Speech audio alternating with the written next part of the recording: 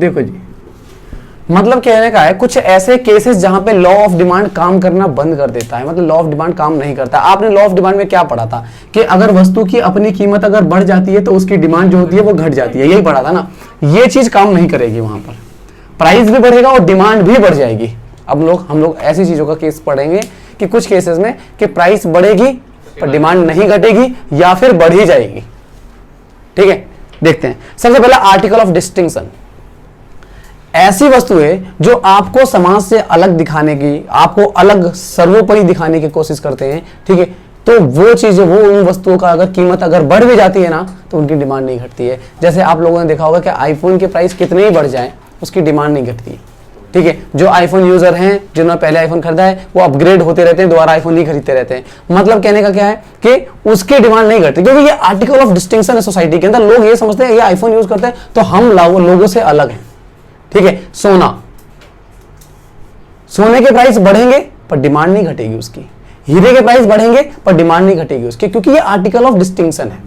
समझ में आई बात? तो आर्टिकल ऑफ डिस्टिंक्शन के केस में जो है लॉ ऑफ डिमांड काम नहीं करता है। ठीक है जी।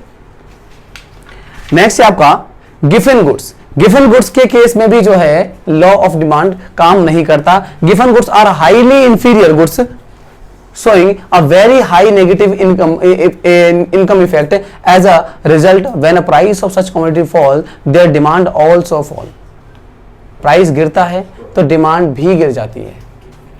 ठीक है, कीमत गिरी, प्राइस, डिमांड बढ़नी चाहिए पर डिमांड और गिर जाती है, क्योंकि मतलब इनकी क्वालिटी इतनी ज़्यादा खराब होती है कि अगर इनकी कीमत गिर जाती है, लोगों को कहता है तो बिल्कुल ही खराब हो गया है, एकदम खराब हो गया है, तो फिर वो एक गरीब आदमी उसका इस्तेमाल नहीं करता है।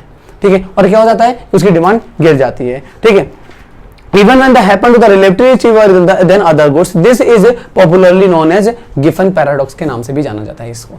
ठीक है, कि इतनी ज्यादा सस्ती है वो कि अगर उससे ज्यादा और सस्ती होगी तो उसे कोई खरीदता ही नहीं है। आप लोगों ने देखा होगा कि जो संतरे वाली गोली आती है वो कितनी सस्ती आती है, पर फिर भी उसकी डिमांड कोई नहीं करता ज्यादा। संतरे वाली गोली देखी आप लोगों ने, जो खाने में टॉफी की तरह आती है जो, ठीक है ना। ठीक है, तो एक तो हो जाएगा आपका ये वाला गिवन गुड्स के केस में जो है लॉ ऑफ डिमांड काम नहीं करता। तीसरा है आपका इर्रेशनल जजमेंट। अब ये इर्रेशनल जजमेंट क्या है?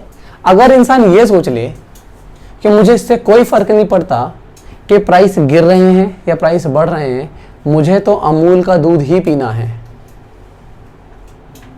तो वहां पर लॉ ऑफ डिमांड काम करेगा? नहीं। मतलब आपको मतलब ही नहीं है प्राइस से, आप कह रहे हो कि नहीं जी मुझे मतलब नहीं है, मेरे को तो बस वही चाहिए। समझ में आई बात?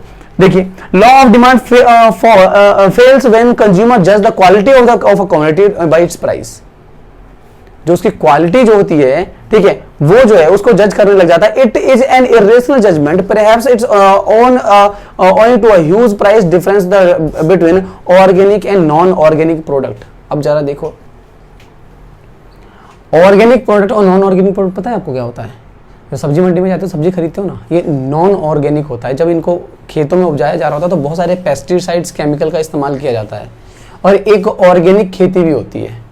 ऑर्गेनिक खेती के अंदर क्या होता है कि एक भी प्रकार का कोई केमिकल, पेस्टिसाइड इस्तेमाल नहीं किया जाता और उसके बिना खेती की जाती है, वो कहलाती है ऑर्गेनिक।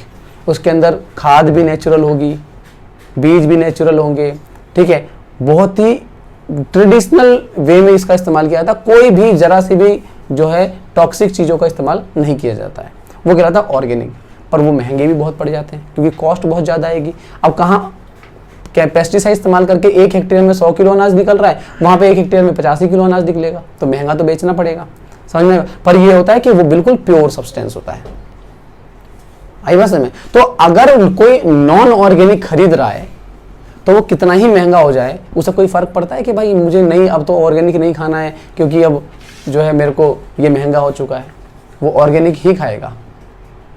आई बात समझ में? हमारे एरिया में नहीं खाते हैं लोग, पर आपको मिल जाएगी बड़े बड़े बाजारों, बड़े बिग बाजार जैसे टाइप के जो है, या रिलायंस फ्रेश हो, यहाँ पर आपको ऑर्गेनिक वो वेजिटेबल्स मिल जाएंगे वहाँ पे। इंडिया के अंदर 1-2 राज्य हैं जो ऑर्गेनिक करते हैं, जैसे सिक्किम हो गया, ये प्रॉपरली पूरा ऑर्गेनिक खेती करता है वहाँ पे, ठीक है ना। तो इसका अगर प्राइस बढ़ भी जाते हैं तो भी जो है इसकी डिमांड नहीं घटती है, ठीक है, क्योंकि कस्टमर सिर्फ क्वालिटी जज कर रहा है, उसके प्राइस से उसे कोई मतलब नहीं है, और ऐसे में जो है प्राइस लॉ ऑफ डिमांड जो है वर्क नहीं करता।